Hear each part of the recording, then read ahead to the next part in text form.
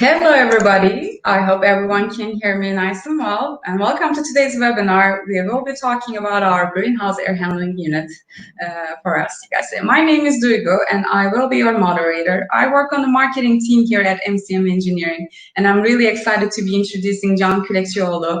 He will be your host from Team Folk for this session. As you may already know or not, Team Folk is an MCM engineering brand offering tailor-made solutions in the field of greenhouse climatization with accurate capacity calculations and precise system designs. Today, Mr. Can is going to share how Team Folk's GAHU greenhouse air handling unit is the optimal solution for today's world. Before I actually hand the microphone over to him, I have a couple items to cover about the presentation. The first being, today's webinar will be available on demand after the live session, and it will be accessible through the same link you're using now. If you have a question for our speaker, Mr. Can, today, please feel free to send it through the Type Your Comment tab at the right bottom of your screen. We will be answering questions as we move along. If you don't get your answer today in today's webinar, we will be sure to follow up afterwards. We also have a poll at the end of our presentation, and we do look forward to your feedback. So thank you for your attendance and have a nice time. So let's get started.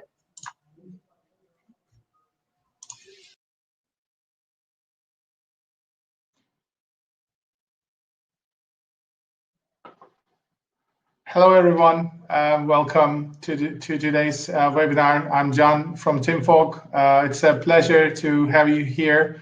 Thanks for sharing your time with us, and thanks for your interest in our webinar.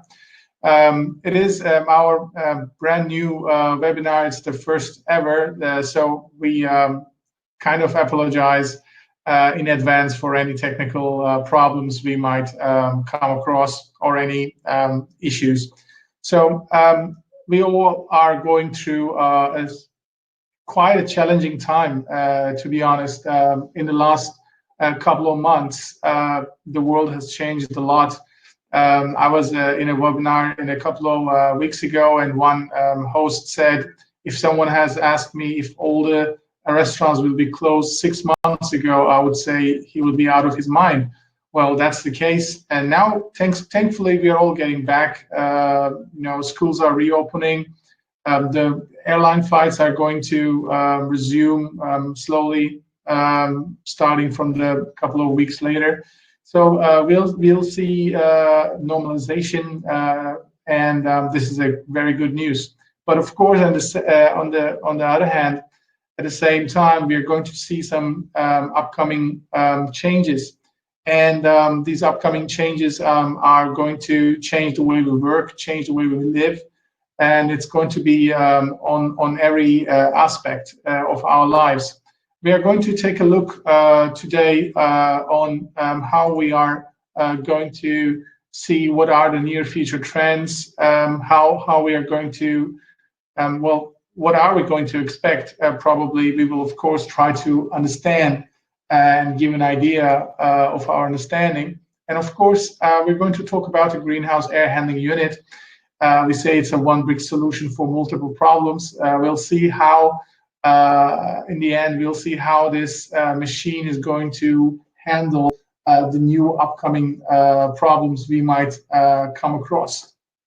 So, of course, there are no silver bullet solutions, and our marketing department has already written down about the near future trends, but probably we're going to see the questioning of the standard operating procedures. So I've been in quite a amount of webinars from North America to Europe and to Asia, and we see that the greenhouse operator is going to change the way the operation is going on. We're going to see some health and safety measures. We're going to see some automation coming in. Of course, it's down to the budget and availability, but definitely we are going to see a change in the way we operate in and around the greenhouse, or if it's an indoor farm, it's an indoor farm, but we definitely will see a change. The next step, of course, we're going to see speaking from myself and to everyone around me, of course, we're going to see a change in the questioning of our current consumer habits. So I was in the supermarket 1.5 months ago, and I saw blueberries coming from Peru. And I live in Istanbul, and that's quite a long distance. And then you start to question: do I really need blueberries coming from Peru all the way to Istanbul? Imagine the distance, there's an ocean in between. So I think in the first stage, we're going to see this questioning of the consumer habits. It's not a matter of I can, but it's a matter of do I need this? So it's not about, it's again, need and want, but we are going to question that more, in my opinion. And of course, the delivery routes to market is going to be in question. This is a rather big agenda. It was already on the table, I would say. This is not a new topic, definitely not a new topic. This was already in the agenda, like the topic one before, the consumption of the consumption habits topic. It was already on the table, but definitely this pandemic, this global pandemic has, let's say, worked as a catalyst to fasten the process of thinking and the process of questioning of the delivery routes to market. Nowadays, more and more we hear this awareness is being created among the horticultural society, agricultural society. How many kilometers does the food has to travel from the point of consumption all the way to the point of consumption, and how many hands does it change? And these are coming into question. And of course, the sustainability or the resilience of this food chain or how the food gets to us is, of course, in the questioning side. The sustainability has always been an issue. It is something that is being taught in the primary school now. So we are now bringing up generations who are thinking about sustainability, who are thinking about the environment and their effect on the environment. My 9-year-old son says, "Why don't you drive an electric car?" for example. But these are the things that we are being more and more aware, at least for the time being. And of course, coming from that perspective is the local production. So Istanbul is a very big city, and there are a lot of big cities, and there are going to be more and more big cities in the foreseeable future. I've seen a lot of slides of 2031, 2050, how many megacities, how many millions of people, how many percentage of the population, of the whole world population is going to be living in those megacities, and how are they going to be fed? And that part is a big topic. It's an upcoming topic. It's a topic that we have to address, and we have to let's say get ready for. And therefore, it's not again a question of we can. It's a question of how we will. So what I'm trying to say is we will have to mentally adjust to these upcoming local production options or trends or let's say solutions. And again, going further from those local production is, of course, indoor farming is a big topic among the companies, our customers. They are more and more, let's say, investing time and effort towards this indoor farming concept. It's not about the production of the leafy greens. It's also in the cannabis world as well. So we are, as a mechanical engineering company, we are, of course, let's say, focusing more, diverting our energy more to this topic, or how to tackle this topic, or how to get over this challenge.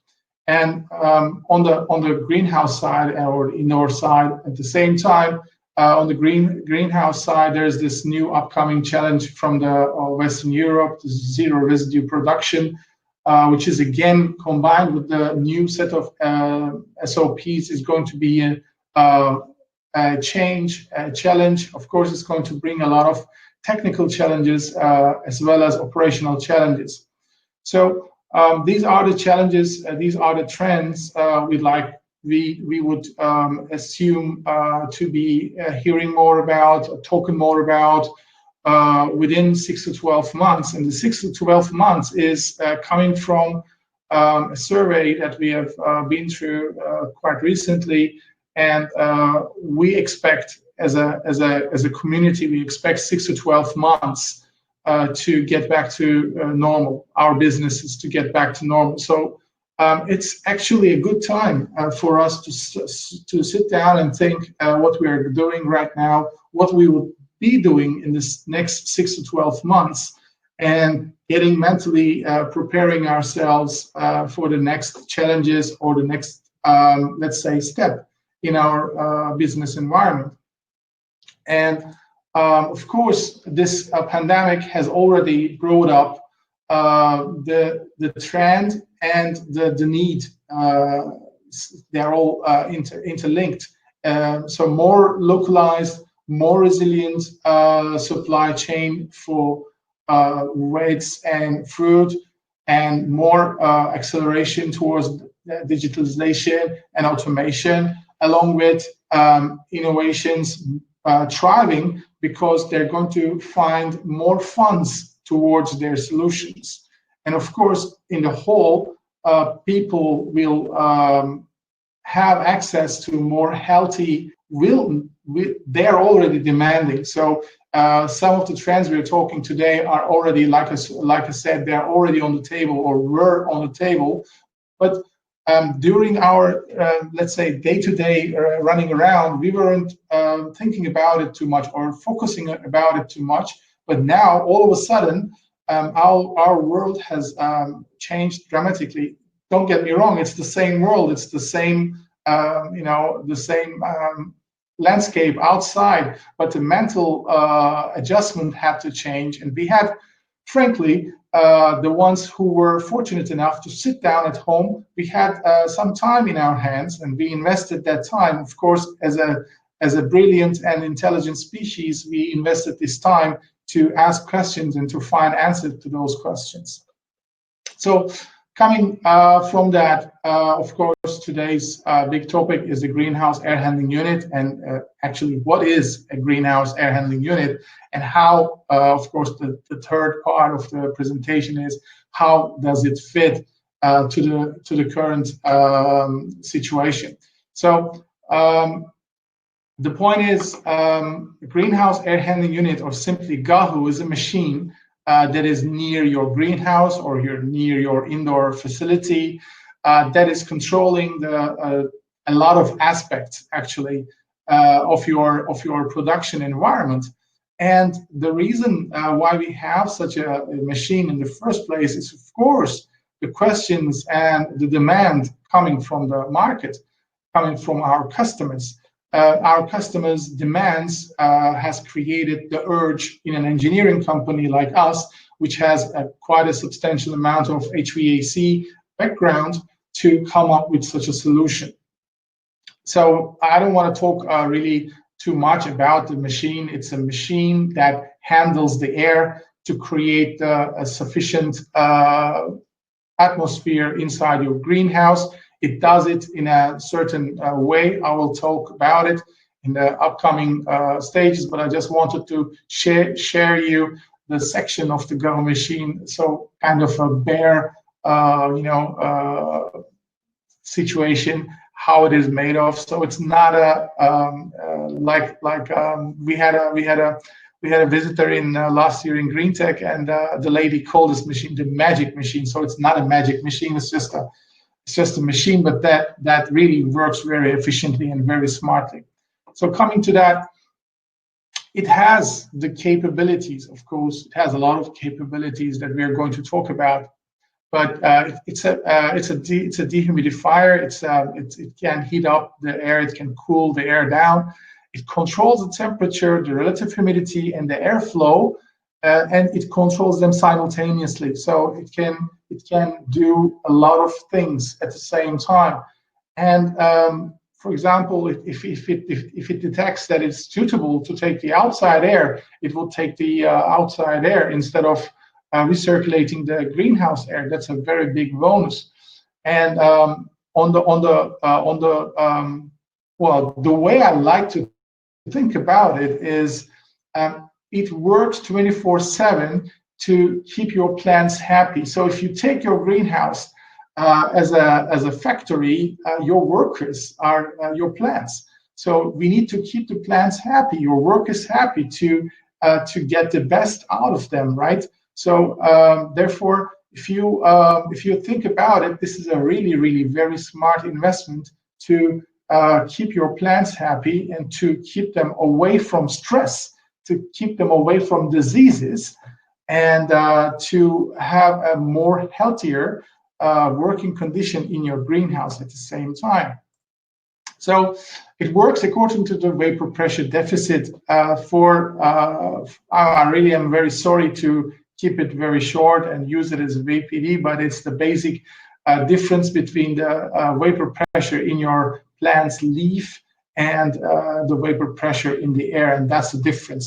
Why is it important? It's an upcoming metric that is very easy to use and very easy to correlate to, and gives a lot of takes a lot of responsibility and a lot of stress off of the shoulders of the agronomist. So the agronomist doesn't need to think about the temperature, doesn't need to think about the humidity, and the relative humidity changes according to the temperature.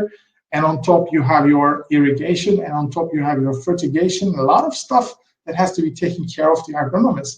And when you're handling, or when you're, let's say, offloading this load to the machine, when you're handling this responsibility to the machine to take care of the climate inside your greenhouse, by setting only one metric as a vapor pressure deficit, you have a huge, let's say, free time in your hand where you can focus more as the operator or the agronomist, to focus more about the health of the plants, the health of the operation, and lots of tasks. We all are coming from the same line of work. We know there are a lot of stuff that has to be taken care of in the greenhouse operation. There's a question from James, if it can be connected to a chilled water system. This machine is working as a standalone machine. It creates its own. It has its own cold battery, as you can see here, and we have the heat exchanges on the others. Okay, another question from Mrs. Svensson. I'll get back to that. So the machine doesn't has the need to have an auxiliary chiller to supply cold water to the machine. And to reply to Mrs. Svensson's question, we have this smart algorithm that has the capability of detecting a lot of parameters from the greenhouse or the indoor facility. And if need be, we have an optional sensor for measuring the temperature on the leaf surface to get the exact data from the plant. So it works according to the VPD. And okay, that's a long question. I'm sorry, Mr. Christoph. I have to get back to that in a further time. It's quite a long question for my presentation. I'm very sorry that I can't answer that right now. I'm sorry. So the unit works according to the vapor pressure deficit to understand the plant's need. We say we understand the plant's need because part of the VPD number is coming from the plant that allows the plant to lose water more comfortably. So if you think about the outside conditions, there is wind usually we create that with our ventilators, and then there are the relative humidity in the air changes. So the plant needs to get rid of 60% of the energy it gets from the sun by transpiration. And in order to lose that energy with transpiration, it needs to be able to transpire, which means the correlation between the air and the plant. And if it cannot transpire, then it cannot suck more water from the roots, which is the healthy operation of the plant. So focusing on the vapor pressure deficit really helps the plants to lose the energy they need if they're in a greenhouse or in an indoor environment. You have the lights as well. So it is the basic need for a plant to operate in a healthy level. But I have to tell you that the algorithm of the machine is rather complex and rather smart. This machine always keeps tracks of the inside and the outside, and it also reacts according to the conditions that are developing outside and inside, and always checking that the correct balance is always needed. So it's not a reactive machine. It's a proactive machine. You can, for example, you can change your VPD. I'll tell it to you in a couple of slides. You can change the VPD according to time or according to the plant's life cycle. So it's not about only the greenhouse and only the climatization of the greenhouse. The machine has the capability to manage the auxiliary equipment that are found inside your greenhouse. That's a very good question, James. I have to get back to that. I'm very sorry. If an existing air handling unit can be retrofitted with this intelligent algorithm, I have to ask to the R&D, and if we can do it, I have to look it up. I'm sorry, but I'll get back to you about that. I promise. So the control of the auxiliary equipment, the high pressure fogging, if you have it already inside your greenhouse, if you already have an operational greenhouse, and if you want to, let's say, get into the operation with this new machine, it's really very easy. We can control your roof windows. We can already control your pressure fogging or your internal recirculation fans, or if you want to add CO2, because it can work as a closed environment from time to time, because if the conditions are right, you don't need to open your windows, or you don't need to get any fresh air from the outside. There you can really inject CO2 into the system. So if you have a CO2 gasification unit, this GAHU machine also allows you to add CO2 to your production facility. And on top, that I like it a lot, is that it can talk to the universal greenhouse automation systems. I don't want to name the brands right now, but we all know the universal. When I mean universal, that the automation systems you can find pretty much all around the globe. This machine can talk to them. So if you already have a greenhouse, if you already have an automation system that is running the greenhouse, it is so easy to adjust. Because you don't need to learn anything new. You're just going to run your greenhouse like you're already doing it. The machine in the background will talk to your automation system and do its thing to keep your operation as safe and as comfortable as possible. That's a very big bonus for our liking. So the components, of course, are important, and the math behind is rather tricky. So I don't want to go into the detail. There are a lot of charts, a lot of calculations changing by the second, and they're all managed by this automation system that runs the machine, this smart algorithm we're talking about. So, of course, we want to keep your plants happy. So I'm not going to go into the detail of the mechanical engineering side of the machine, but I'm just going to tell you that it's an ongoing and continuous process that the machine monitors very frequently to check if the conditions inside and the outside are continuously right, and if there's an upcoming situation, to get ready for that upcoming situation. So it's quite a intricate part. But the main part of this unit is, of course, the desiccant wheel, which saves a lot of energy for the spring and the autumn operation. And it is just it's just a turning wheel, basically, for anyone who wants to know more about the desiccant wheel. It's a turning wheel, and one quarter of the turning wheel is open to the face of the burner, and 3/4 of the desiccant wheel is open to the greenhouse air. So the greenhouse air is going to come from the left through the fan in the section you saw in the first slide, and then it's going to leave its moisture on the face of the desiccant wheel, and then it's going to be getting regenerated, and so it's going to continuously keep on dehumidifying, and this is the basic dehumidifying process. But the machine can bypass this process if it needs to or if it wants to, according to the parameters and according to the algorithm. So it is not a mandatory stage that the air has to pass through, but if need be, the machine can bypass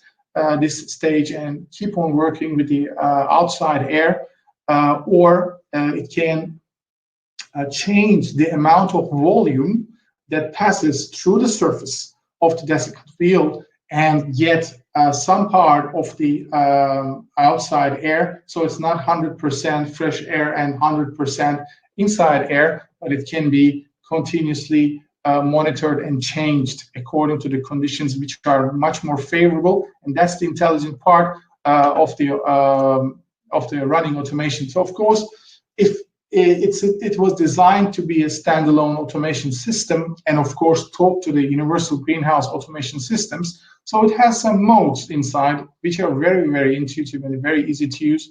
I'm sure any millennial and upwards, even me, and X generation is. Coming back to the question for James, the source required for the burner is liquefied natural gas or natural gas if you have it on site.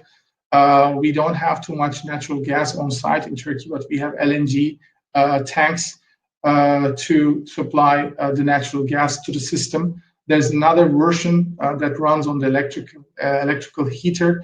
But as you might guess, it depends from country to country, the electricity price. So it's the basic, let's say for our liking, the basic go-to energy is the natural gas. But if need be, we can find alternative sources. We had one comment from Norway before that the CO2 emissions are quite restricted and therefore they can't operate, for example, with natural gas. So it's an option if it need be. Very good question. I again have to check for that if the system can be solar heated, can use solar heated water for the regeneration of the desiccant wheel. I have to check it out. So coming back to the operation modes of the GAHU machine, it has three basic modes. You have your normal mode, and under your normal mode, you have your auto on your manual. And auto is the go-to mode. So anyone who is into photography and who likes to use digital SLR machines would know that you have your auto, and then you have your ISO, your F, a lot of adjustment on the SLR machine. And if you're new, you just keep it on the auto and press the button. So our go-to solution is the auto, where you leave everything to the machine. But at the same time, it is a sensation that you have to get used to, like me getting used to the first autonomous driving or radar-guided cruise control car that I had. The first brake the car makes to slow you to the upcoming traffic is the most stressful one. But when you see the car braking without hitting the car in front, then you start to build confidence towards the system. It's the same thing. It's a learning curve, I would say, with this machine as well. So leaving it to auto and leaving your precious babies, so to speak, or your workers, so to speak, in your greenhouse or your indoor facility to the machine is quite stressful, I must admit, for the first stage. But when you see the machine working like it should, then you start to build. You start to build with the machine. So the normal mode has the auto and the manual, and under the auto you have your cannabis mode, and then you have your young plant and adult plant mode. You have your set VPDs there, and those set VPDs can be adjusted by you. So someone who is more responsible make the choices, and then there's an operator probably to run those choices, and then the results are going to be monitored. How many scenarios are you to cover with your unit's automation? Basically, you have your blackout scenario for cannabis, for example. It's a specific scenario that needs to tackle the blackout condition of cannabis production. And like I told you, the auto and manual covers the auto side, I already told, and the manual side controls the temperature, relative humidity, or temperature and relative humidity combo. So you can tell the machine to run at 23 degrees all the time if you need that. Usually you don't. Or again, for the relative humidity or the combo. I don't know if this answered your questions.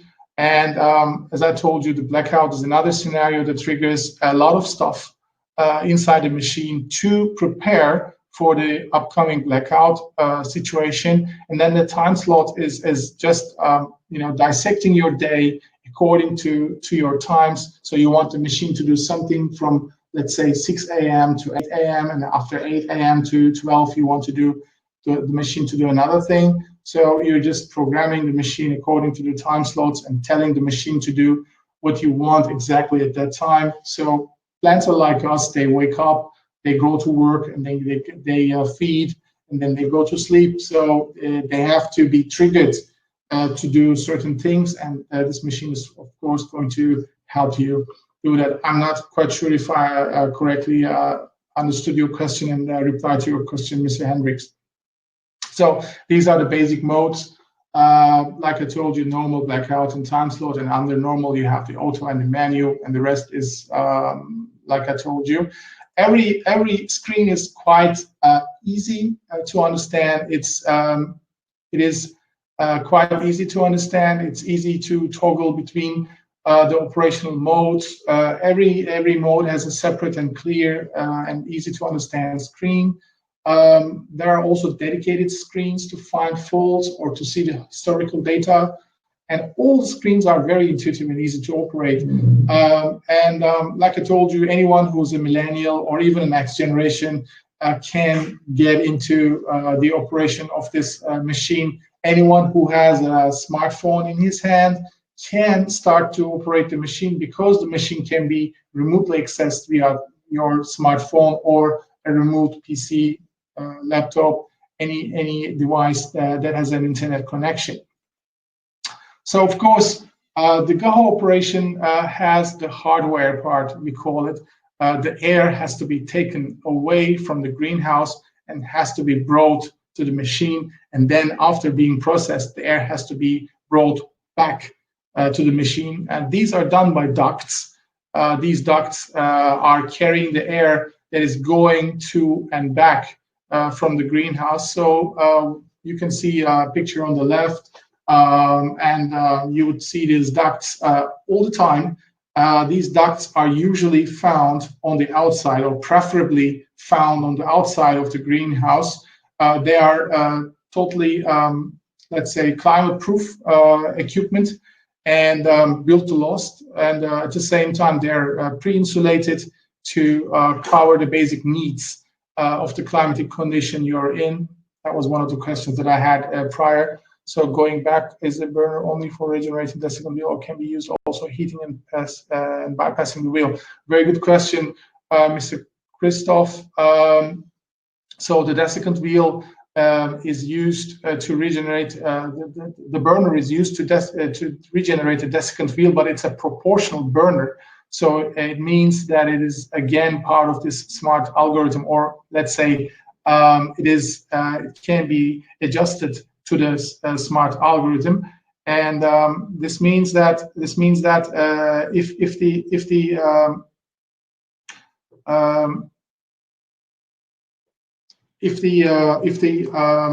say it is used for regenerating the desiccant wheel, but as it's proportional, the amount of energy you put on the desiccant wheel initially heats the air that is passing through it. So with the help of the desiccant wheel, the heat can be transferred to the passing air and can be used to heat up the greenhouses. We just offered one. We just gave an offer today to northern Greece, and in that project, the GAHU machine is the only heating option they will have. Therefore, they don't need an auxiliary heating equipment to take care of the heat losses of the greenhouse. But let me again, to underline it, the exhaust of the burner does not directly go into the greenhouse. It is always exhausted with the moisture air. The desiccant wheel, because it's turning, carry the heat to the upcoming surface of the air, and that heats up the greenhouse eventually. And because the burner is proportional, can transfer quite a significant amount of heat into the greenhouse. I hope this answered your question. So coming back to the hardware, we need the ducts to carry the air from the greenhouse to the machine and back from the machine to the greenhouse. And therefore, this is the hardware part we have to have. I have one question from Mr. James. My application will be a large. Can't read it totally. Many tropical climate scenario that would possibly. I would say yes. We have to look into the parameters, and I would like to know more about the facility, the atrium. I would like to know more about it. I will get back to you, and I will get the data, the parameters, and we sure will look into it, and we will get back to that question as an answer after the webinar. So, all right, it's a good machine. We like it a lot. It's our baby, of course, but at the same time, it has to compete with a lot of other manufacturers, other machines. So we just made a quick table for you. So we took this machine, one of the mid-range machines we have, and we take it as a 1 or 100%. And then we compared it to another machine, which is more suited for the indoor facilities. And of course, there are two internationally acclaimed competitors. And yeah, the best part for our liking is we do thermodynamically, we do everything that can be possibly done. But on top, we had a lot of functionality over the. I'm sorry, Mr. Pepe has a question. I can't fully. We have the option to control the. Why can't I read? I'm sorry, I can't fully read it, but I'll get back to it in a moment, because I'll ask my friends to send it over to me from the cell phone, so that I can read the full question. Right. So the main thing is the machine has a lot of capability over the thermodynamics. So the machine, of course, it's a one brick solution for multiple problems, we like to call it. So it heats up, it cools down, it dehumidifies. Of course, that's the thermodynamics side. So it runs on summer, it runs on winter. It controls the VPD. The control of VPD is the most important thing for our let's say liking, because it handles the comfort of the plant, or it puts the comfort of the plant in front of everything. And of course, the desiccant wheel, because of the regeneration air, and because of the surface of the, I will come to that in a couple of slides later. The hygiene mode, we call it. We have let's say certifications about how the bacteria has been eliminated by the machine from the greenhouse air, and the virus side is also pending. We're also working on that. So you can add CO2. You can use the outside air, because the machine is on the outside of your greenhouse. It doesn't occupy any valuable production space, and it has the capability to operate with the outside air. And the initial investment costs and running costs are always more favorable to all the international competitors that we have in the field today. So so how does GAHU answers today's problems, or how does it come with solutions, or how does the possible trends correlate to the GAHU machine? So this is the most important topic that I'd like to cover today, because it can be remotely operated. Then you don't need a lot of human interaction in your greenhouse. This is also the way for the digitalization and the automation.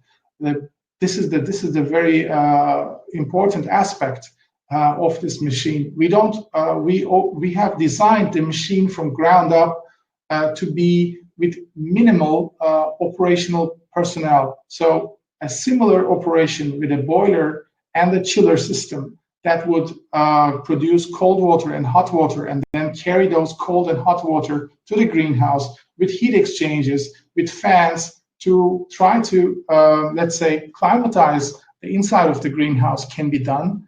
But the conventional system requires much more. I'm not talking about the initial investment costs. This is certainly cheaper. I'm not talking about the operational costs. This is certainly cheaper. But the point is the operational costs. So how many manpower do you need to take care of all the pumps, all the heating equipment, all the cooling equipment that needs to be checked? The filters has to be checked. It's a lot of work. It's a lot of, let's say, operation. You have to think about it. Here, it's a really rather simple operation, really kind of almost autonomous operation, if you allow it to be. And that's the basic reaction. So VPD, the comfort of the plant, is what we take for the first step, and then comes the automation, the smart algorithm that runs the machine that we have talked about. And then you have your total control, which is kind of a crazy notion. I know we have rarely total control over stuff, but this machine is designed to make your plants feel happy by controlling the environment that they are in to the highest extent. And therefore, the heating, cooling, and dehumidifying can be done simultaneously. Therefore, you can cool and dehumidify, you can heat and dehumidify. And during the process, because of the algorithm and because of the multiple operations possible within the same brick, we can do a lot of stuff to the greenhouse air, which gives you a certain percent of total control over your process. And again, the injection of the CO2 and the operation of auxiliary equipment for controlling greenhouse climate, like your roof vent, like your high pressure fogging, like your internal fans. Again, beyond touching the plant, the actual plant, you don't need to, let's say, maintain a lot of personnel and maintain a lot of operational procedure in your running. This is another part of the automation that is already built in to the GAHU machine. And because it is certified, because it has been tested to be certified to eliminate the airborne fungi and bacteria before the pandemic, and this was already inside the machine. After the pandemic, what we had, let's say, aimed at, what we have aspired to, was to eliminate the viruses as well. So this was one of the let's say, the starting points after the pandemic. So it's a certification that is pending. We hope to get it very soon. So because of the comparatively low maintenance and operational costs that I talked earlier, which means you're reducing the risks of personnel in your operation space or around your operation space, which is again something good for you and for your operation, because this means there are going to be less risks of contamination for any kind of scenario, outside scenario, inside scenario, like I told in the opening speech for the standard operating procedures. And And what I personally like a lot is the traceability of the machine, of the internal history, and that it can be exported, which means any grower is always trying to, let's say, improve yield, improve the total operation. Mr. Richardson, is the GAHU hygienic? Yes, it can be made hygienic. It is possible. It is in our production line. It can be chosen to be hygienic. So because the history, the agronomist usually makes experiments with new seeds, with new parameters, with new parameters in the fertigation, parameters in the climate, if he has a dedicated zone. So the machine can really help to accumulate that data. We are all now talking about the big data and we're all talking about the big data and the analysis of the big data and etc. So what we are trying to achieve here is we are trying to give you the option to take care of your data, to look back to your data. So if you this machine will probably create you more time, and will have you will allow you to have more time. And with this extra time, I'm sure people will like to invest into looking into their operation because of the weight out of their shoulders. They would be able to invest more time into their operation. Very good question, Mr. Aster. My answer would be I didn't talk about this aspect of the machine. It's a very good question. Thanks for asking that. The desiccant wheel, typical desiccant wheel operation is minimum 8 to 10 years. We designed to be able to operate it that long, and all the parts inside the greenhouse air handling unit are internationally serviceable parts. We chose brands and models where you can find literally. Well, we wanted to cover as much surface of the world as we can, because coming from the agricultural world, we know the production facilities are not downtown, middle of the city, but they usually are quite far away and in a distant place. And our our company history allows us to be prepared for the highest redundancy. So each and every component we design, or each and every system we design, as I said in the opening, we are an engineering company, and because we are an engineering company, and we let's say we are proud of our engineering excellence and the amount of knowledge we have gathered, the know-how inside the company. We always like to keep everything as redundant as possible. And this can be seen in a compressor side of the machine. But coming back to the desiccant wheel, the minimum life expectancy of the desiccant wheel with the current operation is 8 to 10 years. And the contamination that you might find on the desiccant wheel, you're going to see in the next couple of slides. There's a filter on the let's say the supply side coming from the air coming from the greenhouse. So the contamination already, the particulate contamination you can find is going to be filtered before reaching to the desiccant surface. So this machine is, as I said, is with the internal history. You can accumulate a lot of data in a very short amount of time, and you can correlate that data. While with exporting that data, you can correlate that data to the other data you have in hand, and you can, let's say, find meaningful answers to your questions. And the machine is ready for indoor or fully closed greenhouse operation.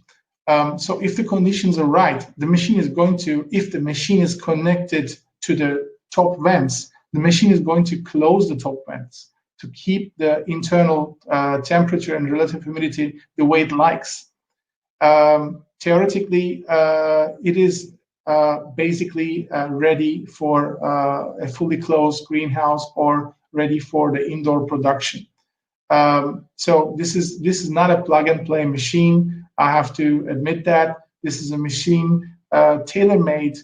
This is a tailor-made solution. So each and every project, we just, of course, we are going to be supplying machines in the end, but because we are an engineering company and we are aspiring the best engineering services for our customers, we are always designing each and every case individually. So it's not a plug and play machine. It's not designed to be a plug and play machine. It is designed to be a part of a system that is connecting the both ends of a circle. That is a holistic device that takes care of a lot of other aspects of the greenhouse operation. And again, because it's a fully integratable machine to the universal greenhouse automation systems, again, it is future-proof. Any automation system that you're already using, if you have an upgrade or if you have a new thing coming up, this machine is again going to be able to communicate to that machine, communicate to that, let's say, interface. So it's again a future-proof machine. This was designed to be like that from the ground up, which is again helping to solve the future problems.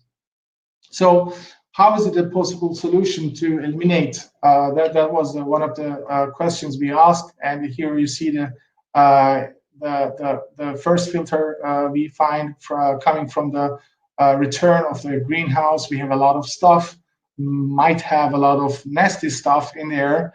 Usually they're not a problem, but today we are much more sensitive to those stuff that are on the air.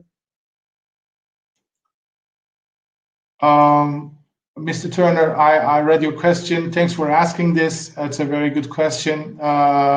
This is the basic set of questions we ask. This set of basic questions usually dictates us to a certain way of thinking, and this question set can be supplied to you. I will send it to you after the presentation has ended. So the same set of questions is open to everyone, and we start from answering those basic set of questions, and then we move forward with the answers to those questions. So coming from the return air, I hope I understood your question correctly, and I answered it to your liking. So the return air is coming from the greenhouse, and it's filtered, and then it is getting through the desiccant because of the regeneration air and the surface of the desiccant. Most of the airborne particulate you can find as bacteria and fungi, as I said, it's already certified, are dead before they reach to the cooling coil. So after the desiccant, what we haven't achieved yet is the virus killing attribute added to the machine. We are working on that, and we are going to certify that as well. And after the cooling coil, we again have another set of filters on the exit side, just in case, to get anything that is not eliminated already by the operation that is going through. So I'm not quite about Mr. James's question. I seem to have a problem with my screen, so the half of the questions are not seen. I tried to solve it. I couldn't solve it. I'm very sorry. I'm not quite familiar with your question about the sterilization. The machine, in the next slide, I'm just going to show you. We are planning to add a UVC lamp, just to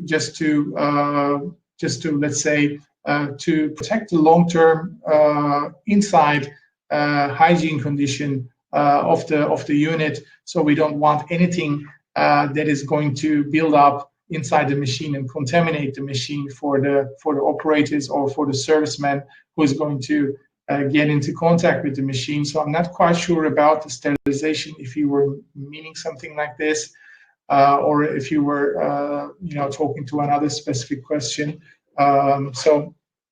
But I really would like to receive an email further about if I haven't answered your question enough. Okay.